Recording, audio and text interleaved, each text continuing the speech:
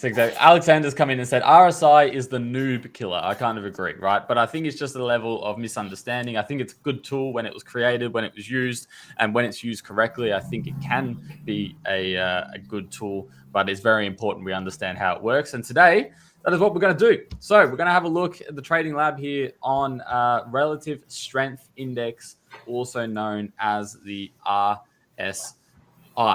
right? Wow, that's going to load while we change picture there. But look, straight into it.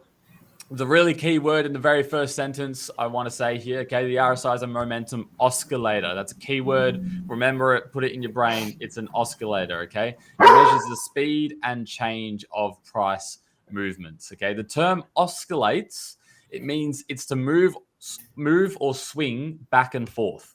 Okay, so typically it's within certain boundaries. For the RSI, we use 0 and 100, which means no matter how the price is moving, no matter how price action or volatility is, RSI is always going to print swings between 0 and 100. We might not get to 100, we might not get to 0, but it's always going to be within those ranges. Okay, and it helps traders. Theoretically, it helps traders understand whether we are overbought or oversold, and it's frequently used for beginners because it's so simple and its ability theoretically to generate potential buy and sell signals. Right, I'm not a big fan of it, but I'm going to go through exactly what it is now. So if you guys have traded the RSI, please let me know in the chat. Make sure you guys are very vocal because I'm going to dive through this. It actually came from a book from the beautiful J. Wells Wilder. I mean, just look at that man. Wow. He is the epitome. He's a sex symbol of New York in 1978. As you can see, just those glasses, that hair, just everything about him. I have the same pair of glasses. Yeah. I believe you. I believe you too. He introduced the RSI concept in his public book, which was New Concepts in Technical Trading Systems, which was one of the best sellers at the time, actually. Personally, I've not read it. Maybe I should. Maybe it's something we should do as a community. I've not personally read it, but this is the beautiful creator of the RSI. And I want to go into now the important bit of how it's calculated. Okay. This is, now stick with me, guys. All right. This is going to be heavy. It's going to be a little bit mathematical. I'm not a big maths person, right? But it's important we understand this. Just stick with me. I know, bite your teeth, yell at me, do whatever you got to do, but stick with me through this. RSI equals 100 minus open bracket 100 divided by open bracket 1 plus RS close bracket, close bracket. All right, we got through. Well done, guys. We got through. RS in this equation is the ratio of the average price increase on up days and the average decrease on down days. Okay. The default number for this is 14. Usually, and Jay Wells recommended that you use 14 days of data or 14 candles. Now, given that we are in a much more technically advanced world compared to when Jay Wells was trading, we now trade intraday charts and we trade 1 minute charts. So when you set the RSI, it's going to be basing it off those candles. This was intended to use on the daily chart and over 14 days. It's important to note. So imagine over a 14-day period, on average, when the stock or asset, whatever it is you trade, goes up, it went up by $5. Okay. And if it went down on the day, it went down by $6. RS would be the ratio of X divided by Y, 5 divided by 6. Okay. Very, very simple. Now I'm going to use an actual example. We're going to use Tesla. We're going to use Tesla as an example and build the RSI here, okay? So on the left-hand side of the screen, you've got all of the close values from the 2nd of October to the 19th of October this year, 2023, right? If someone wants to double-check me, go ahead. Hop on the chart, have a look at the close values between the 2nd and the 19th of October. I look at Aaron straight on his other screen. He's like, yeah, I'm going to challenge you. So this is how...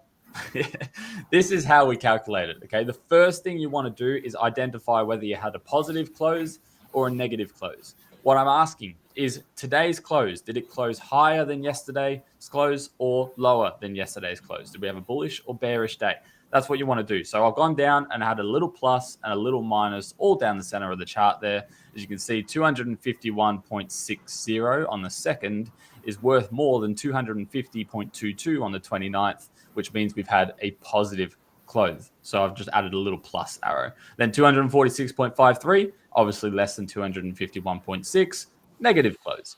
And we do that for all of that data. And then we move to the next column, which is the difference value. How much did it go up when we did close up? How much did it go down when it closed down? Okay. It's very important to note we never use negative values in this calculation. Okay. You need to put the actual dollar amount, not in negative, always positive numbers. So 251.6 minus 250.22 is $1.38. On the 2nd of October, we closed up $1.38 on Tesla. Fantastic.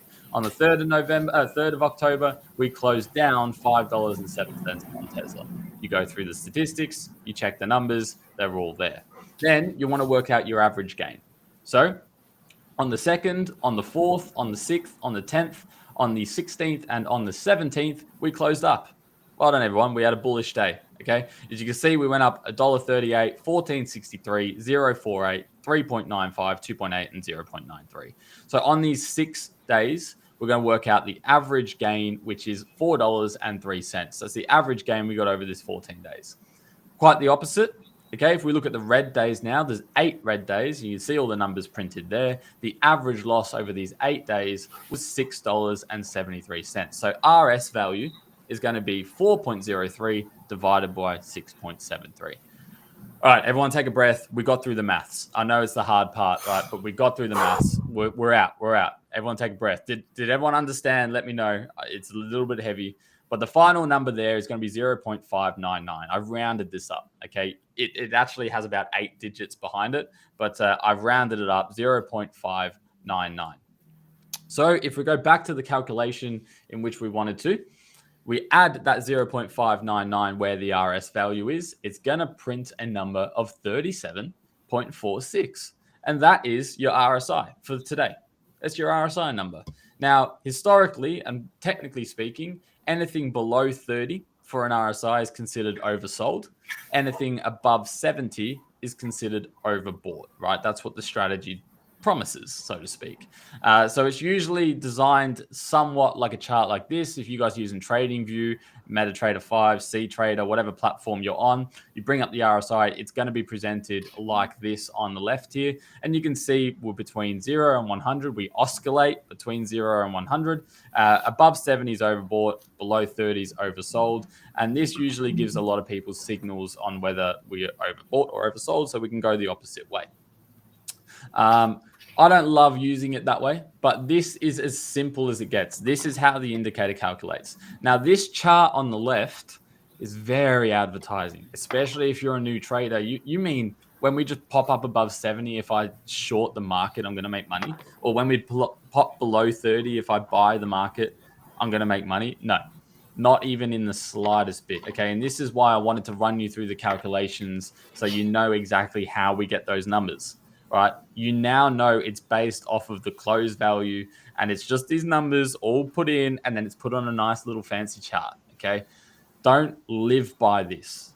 I like it. Sometimes it works, sometimes it doesn't.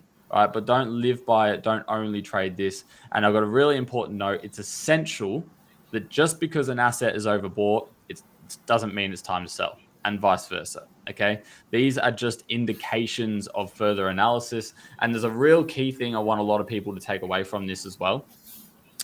And that is, as we slowly transition to the next tip, right?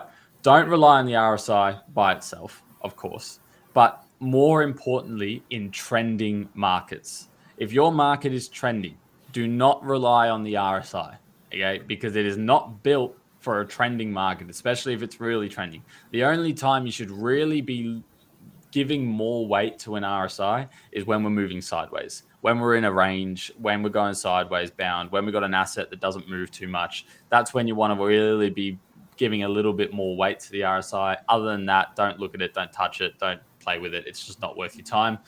Always consider the broader market context, because for obvious reasons, this is an indicator. I just ran you through the math. Don't live by it, and always pair it with other analytical tools. Okay, but that was a quick little run through here on the Trading Lab of what the RSI is, and I'm hoping, because for me it helped a lot when I was growing up, but sure, we'll go with that. When I was growing up as a trader, it helped a lot to truly understand what these indicators were and what went into them to make them the indicator.